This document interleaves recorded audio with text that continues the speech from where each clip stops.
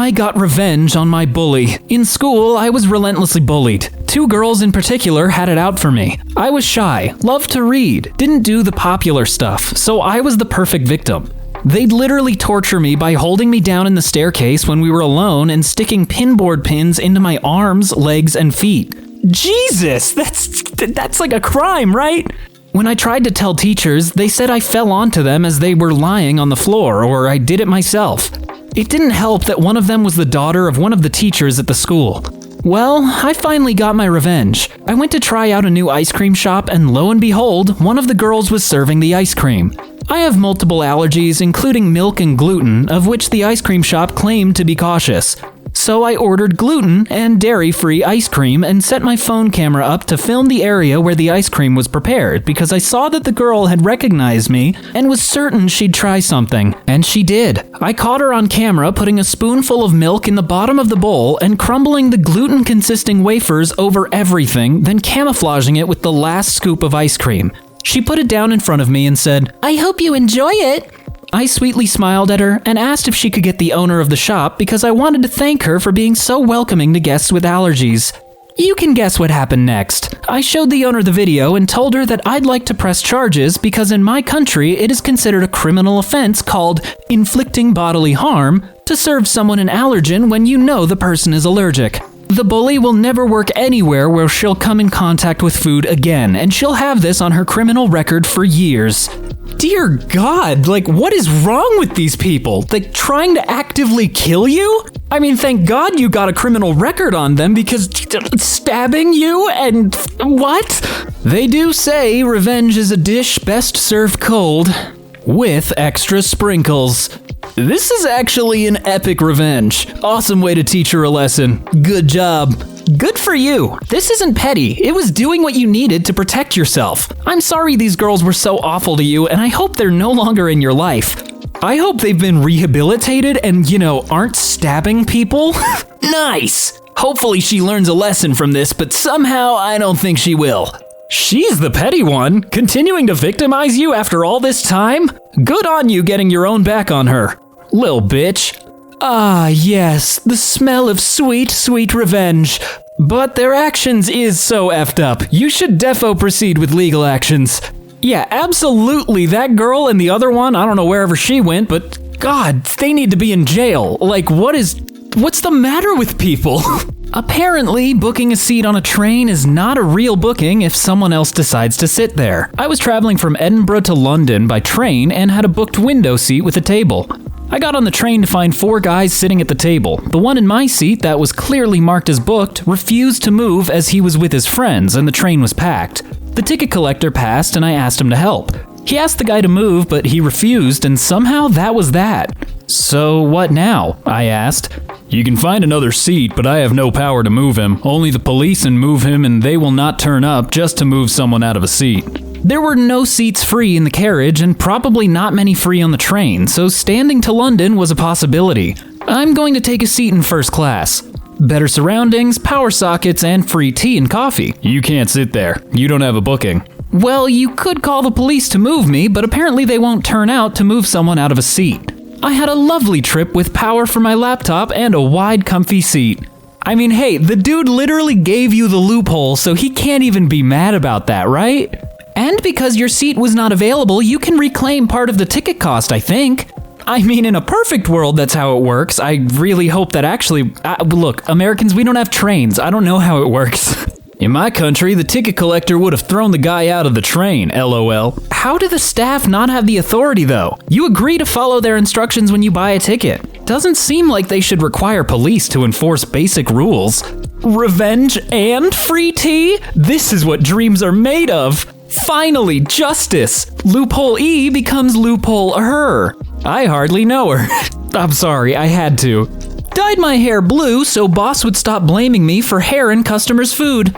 I used to work for a sandwich shop. All the other employees there were Indian women with very long black hair. Mine was sort of similar, I suppose.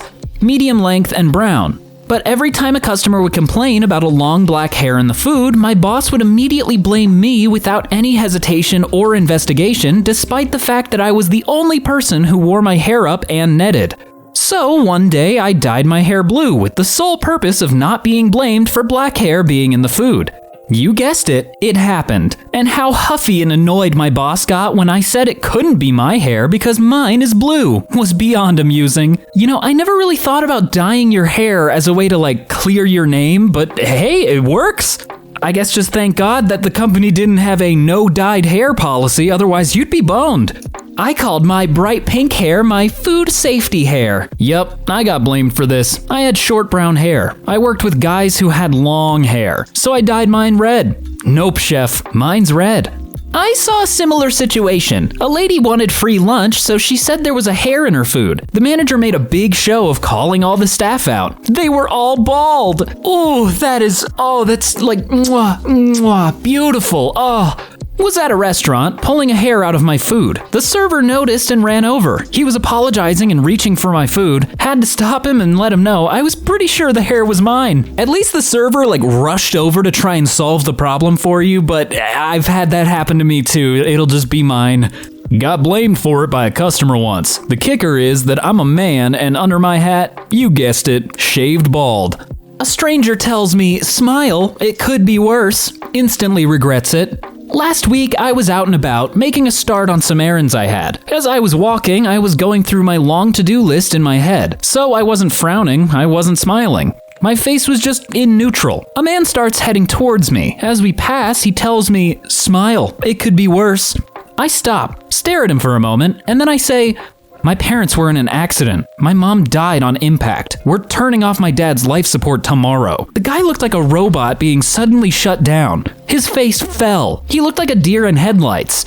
He stuttered and stammered. He was obviously trying to think of something to say, and when he couldn't, he turned around and speed walked away. My parents are both fine. There was no accident. But it annoys me when people think that they have the right to dictate how people are feeling and what expressions they make, especially when they don't know what is going on in their lives. It's unhelpful and patronizing. Imagine telling somebody who has just been given a terminal diagnosis, smile, it could be worse. Or somebody who has lost a child, been laid off, or is otherwise struggling and in a terrible situation. I do think that might have been a little extreme, but I do understand the sentiment of don't tell people to smile if you do not know them, you're not interacting with them. Just don't tell people what to do. I was once told to smile, you'll be prettier. I was just walking to work, listening to a podcast, neutral face, to which I gave my best impression of a Joker grin, eyes wide and manic, eyebrows at my hairline, showing as many teeth as I possibly could. Then, with crazy smile on my face, said between my teeth, am I pretty yet? The guy walked away pretty fast. Not sure why. I found out my dad died while at work. There's a shuttle ride to the employee lot. On the ride back to my car, tears silently streaming down my face, a stranger said, it can't be that bad. I hadn't found my voice yet and just ignored them. But yes, it was that bad. I understand the impulse to try and help somebody when they feel sad, but just whenever people say stuff like this, it's super dismissive and just kind of rude. I gave permission to my husband to tell rude ladies that I died in childbirth when he's out alone with both own kids and someone says something stupid, a la, where's their mother? If they're being a handful, or babysitting today, are we? He's only had to do it a few times, but boy, does that shut them up fast.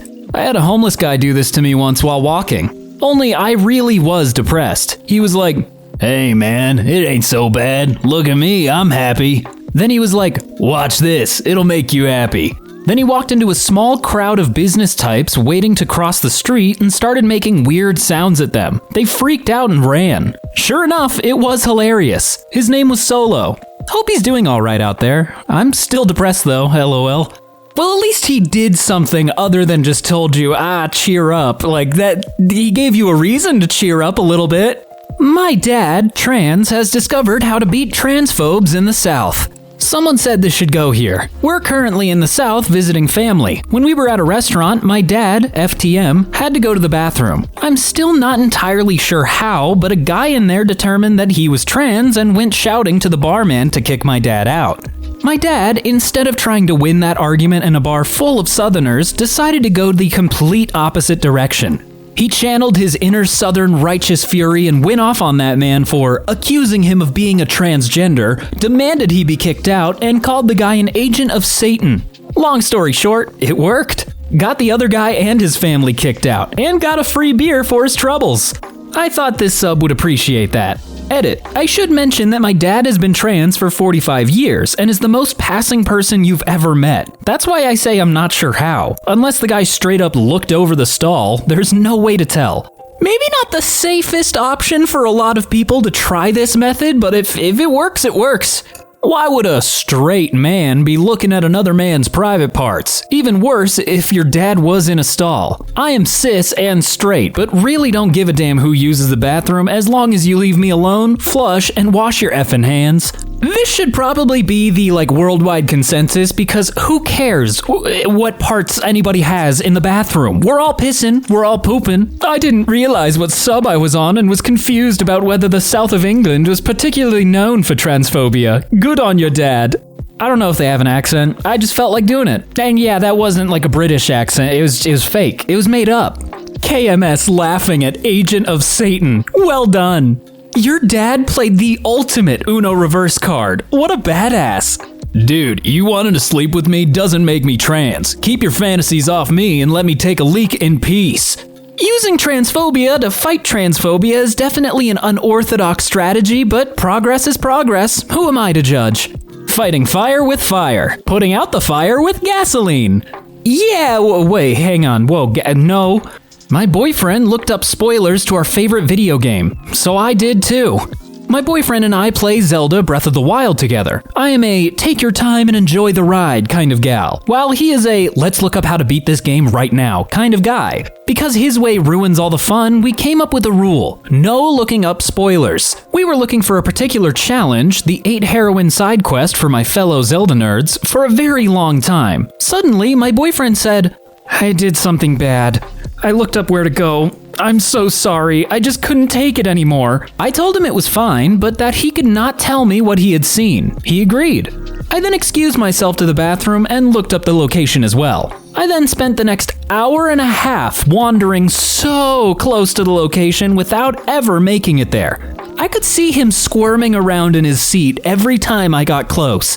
When I jumped off the cliff the statue was built into, gliding down to the base of the statue and continuing on without turning around to look at it, I thought he was going to explode. He was clenching his hair in both fists and biting his lower lip, trying to contain himself.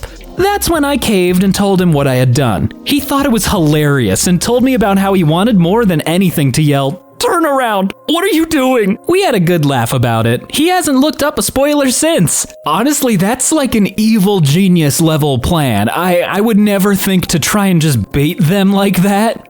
Beautiful execution, 10 out of 10. This is the kind of wholesome petty revenge we all needed to see today. This relationship is going to last. I really love how he wasn't annoyed when you told him and you both got a good laugh. Right? Thank God he's not a poor sport about it and he was like, you got me. This is delightful and wholesome. Well played. I started playing Zelda for the first time ever yesterday on my daughter's Switch. I'm 52, male. I spent 4 hours walking around protecting myself with a tree branch. Kept dying. What's this YouTube thing you speak of? Get the heck out of here, you dang cutie pies. This is the kind of relationship drama more people need. Y'all seem good together. Gamers who game together stay together. Until somebody gets racist and then it's bad. I put vegetable oil in all my food to stop my roommate's kid from eating it. Mom threatens legal action. I, 26, female, live in a rented house with a single mother, 30, female, and her son, 6, male. I had another person living with me, but they moved out and the mother moved in. I don't mind living with her and her kid. It's fine, and we kind of do our own thing. I spend a lot of time at my boyfriend's place or working. Our work schedules collide, so we really don't interact much, but when we do, it's fine. No issue there. I want to start with saying that she clearly struggles financially, but I don't think it's an excuse. I don't make lots of money either. However, I've noticed that my food would go missing or portions would be taken from it. I assumed it was her kid, so I asked her if she'd stop him from eating my food. I was calm about it, and she just said she would. It didn't really upset me when it first started. It started getting annoying when I'd get home from work and expect to have a meal's worth of leftovers in the fridge only to see it picked through or just gone. I kept bringing it up and she started getting annoyed with me bringing it up. Just from observing them, I realized that neither of them ever eat vegetables, and judging by the food that would get picked through and the food that would be untouched, anything with green in it was avoided. Orange chicken would be gone, but chicken and broccoli would be untouched. So I started putting vegetables in everything. I find vegetables to be delicious, and anything green or not a potato does not get eaten. So I could mix some bell peppers into the food and it would be fine. I make a big portion of vegetables pretty frequently anyway, so I just started putting it in everything I eat. If I had leftover mashed potatoes, I'd pour green beans in and mix it up. If I had leftover cheesy/bacon fries, I'd pour broccoli all over it and mix it in. Usually, my house-made food has vegetables in it, but I started making sure everything did. I made a pot of mac and cheese, the kids' favorite thing, and poured in roasted Brussels sprouts, which is actually delicious to me, and I'm eating more vegetables, so it's a win-win. She had been seeming annoyed, but we were all home when I made the pot of mac and cheese. She was in the living room and saw me get out the Brussels sprouts and was like, "What are you gonna do with that?" And I poured them in. She said I was being greedy and annoying. I just said, "I like Brussels sprouts," and that was it. She said, "We need food." And I told her to go get some, or stop buying only prepackaged things and your money will go further. I think she sees this as some big act of revenge, but I just simply want to be able to eat my food. Also want to add that the sharing is not the issue. It's expecting to have food there and it's not. So often I'd be working a long day and get home expecting to have a meal's worth of food and it all be gone. Or I wake up in a rush and had my food ready to eat in the morning only to find it gone. So now I have to skip breakfast. If she would simply text something like, "Hey, is it okay if we eat insert food items?" I would know and know to make other plans. I would stop for food or know I have to whip something up when I get home. Also, I think eating the last of someone else's food is crazy and rude. If someone makes a big pot of something and you ask for a serving, sure. But if someone made something and there is one serving left and you eat it without permission, that is evil as hell. Kind of insane the audacity that woman had to say, "We need food," when you're making food for yourself. Like, unless you offered it, I don't know the situation clearly, but yikes. I would have stopped dead in my tracks and asked her why she was telling me that her son hates mushrooms. Call her out directly. Stop skirting the issue. Her food insecurity is not your problem. Her stealing your food is your problem. The way the kid is more responsible than his mom and asked if he could have something when he realized says a lot. Sounds like she got a lot of growing up to do. I had a roomie who would send her kid to ask for things figuring I was less likely to say no. It's manipulative as hell. Wait, did the kid ask at some point? Am I missing context? What happened? I do have a goldfish brain, so I could be wrong. You need to find a new roommate or a new place to live. That situation won't get any better. I have a rule that if you eat/take the last of something, you let me know. It's not about the sharing, it's about knowing I have something and looking forward to it, only to find it gone. Replacing it later still means I don't get to enjoy something of mine when I was expecting to. OP, you are not doing anything wrong. She and her kid are not your responsibility. You could be making $1 million a year and they still wouldn't be your responsibility.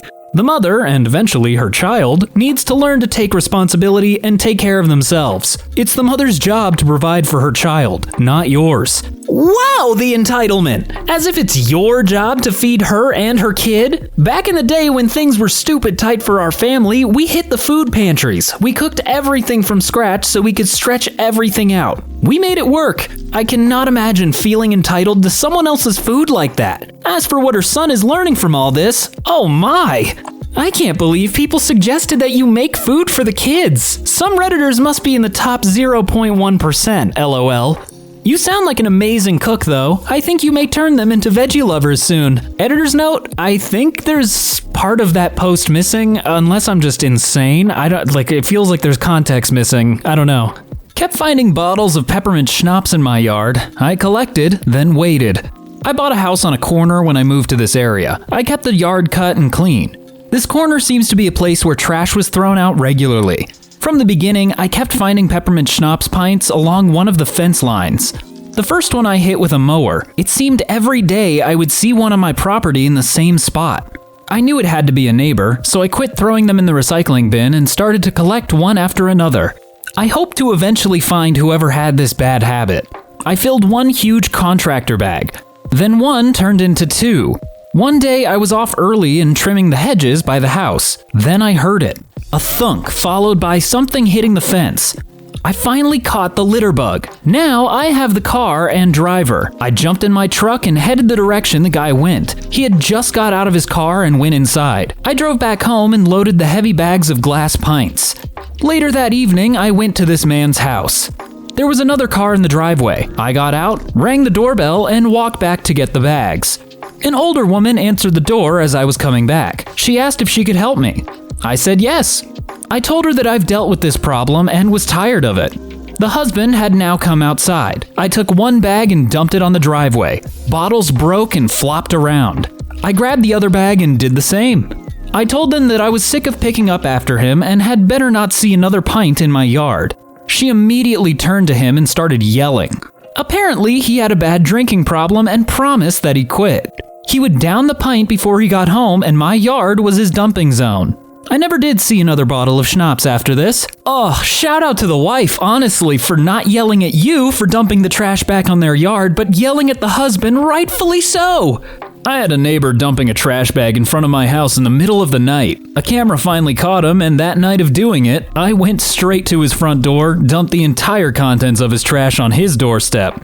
Ever since that incident years later, never did it again. Sometimes one has to do that for them to get the hint. Littering is already bad enough, but when you're deliberately dumping it on your neighbor's yard, jail, I guess, I don't know. Good for you. You were just returning his property. Very civic-minded of you. That dumb A thought he was so slick too, sucking down peppermint schnapps to hide the liquor smell. He should have had a better strategy than dump my empty bottles of the exact same liquor in the exact same spot every day. Honestly, if you're gonna commit to doing something like that, you gotta spread out the evidence, don't just have one dumping spot. I could tell that you are normally a very patient person, but this one time you just schnapped. Oh, I see what you did there. Next week on Petty Revenge, some guy collected all the schnapps bottles I was throwing on his lawn and dumped them in my driveway, causing a huge blowout with my wife. Took all the bottles to the redemption center and bought 2 bottles of schnapps with the proceeds. God, I hope this doesn't happen, but if it does, the wife should absolutely divorce him. She needs to get some petty revenge of her own. No, I won't vacate my seat halfway through my meal when I was here first. Petty revenge in progress. I've come to a cafe near my office for lunch, and the only space they had to sit was at the end of a communal table. No problem, I sat at the very end of the table, leaving 3 other spaces. I ordered my lunch and sat there minding my own business. A couple of women arrived soon after, and politely asked if they could sit at 2 of the free spaces next to me. No problem. Then, when I was just starting to eat my lunch, 2 other people arrived to join them. There was only 1 other free seat left, so what did they do? Yep, asked me to move somewhere else. The cafe is full. I'm in the middle of my meal, and I was here before any of them. I politely refused. Now they're carrying on about how selfish I'm being, taking up the entire communal table when I'm only one person. They're watching me eat, willing me to finish and leave. F 'em. Once I've finished eating, I'm going to order a coffee, linger over it, and then order a slice of cake. Normally, I'd probably say just get up and move, like it's not that big of a deal, but since the cafe's full and you were there first, the audacity of these women to try and make you move, well, come on.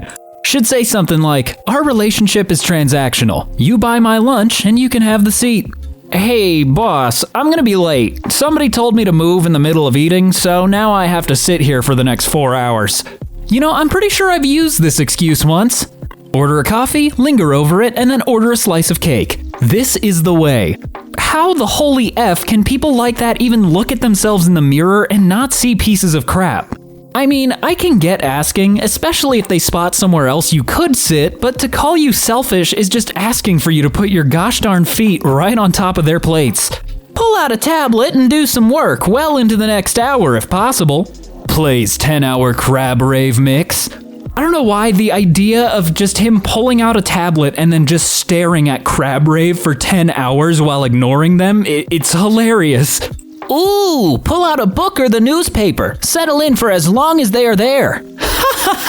Just sitting there all like, looks like my day became miraculously free. Don't use me to parent your kids. That's literally it. I caught him cheating by looking through his trash, literally LOL, emails and found some pretty graphic emails from the other woman. Confirmed he was with her that day through his Google Maps tracking. So I got every bit of loose glitter I owned and I went to his house and scattered it. In his bed, in his couch, his chairs, his toilets, his clothes, his iron flat top stove. I know I'll be okay and I'm going to heal, but guess who probably won't ever be able to fully get rid of all the glitter? As much as I think you deserve to do that, that is just pure evil. They'll never get that glitter out. He'll be coming across glitter far into the future. If you really want to be diabolical, mix the glitter with granulated salt. Not only will he not be able to get rid of the glitter, but he'll also have a never-ending parade of ants. Edit. LOL. Don't actually do this. Aw, come on, why not? That sounds good. The herpes of craft supplies. My art teacher always referred to it as art herpes. Oh, I guess since you'll never really get rid of it. Okay, now it makes sense. I really hope it was the super fine glitter. That stuff doesn't come out of anything. I love it. Perfectly brilliant and sparkly revenge. Not going to your local craft shop and buying all the glitter available on your way to your partner's house shows admirable restraint and financial responsibility. It was quite late, and I must admit I already owned quite a bit of glitter. It does make me question why you had so much glitter, but I guess if you need ammo. Oh, well, those were definitely interesting. But it looks like we've run out of time, so I'm gonna get going. Thank you all once again for watching. My name is Brandon, and I will speak words at you another day. Bye!